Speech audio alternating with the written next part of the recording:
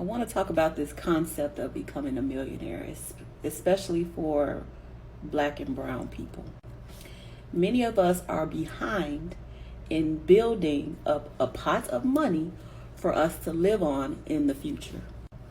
That pot of money is going to be there for us to draw an income from when we cannot physically or mentally work anymore. So as a business owner, depending on your model and your structure, majority of your sales and revenue may be active income. That active income goes to pay for possibly cost of goods to provide a product or a service to your customer or your clients, as well as operational expenses. What's left over could be a difference between what you pay in taxes, what you take as a distribution, what you draw out of the business to pay yourself. And this is not for businesses that have employees. Businesses that have employees have a much higher liability as well as expenses trying to cover payroll, wages, taxes, etc. So this is how I know people don't run numbers. This is how I know many coaches don't forecast beyond 5 years, and they're telling folks that they may not need to become a millionaire.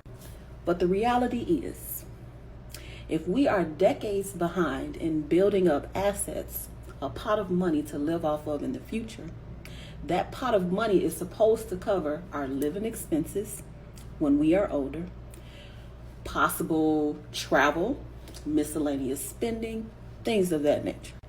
So if all of your income is active and you never put any money away to live off of in the later years of life, where is the income going to come from to cover your living expenses, your livelihood, when you physically can't work anymore?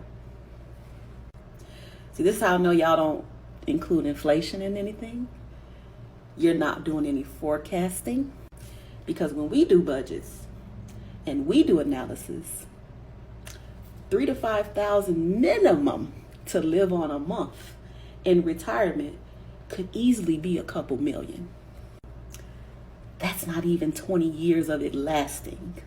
So be mindful of telling people that they just need $100,000 or just need to make $100,000, because the cost of living is not going down. Tax rates are not going down anytime soon.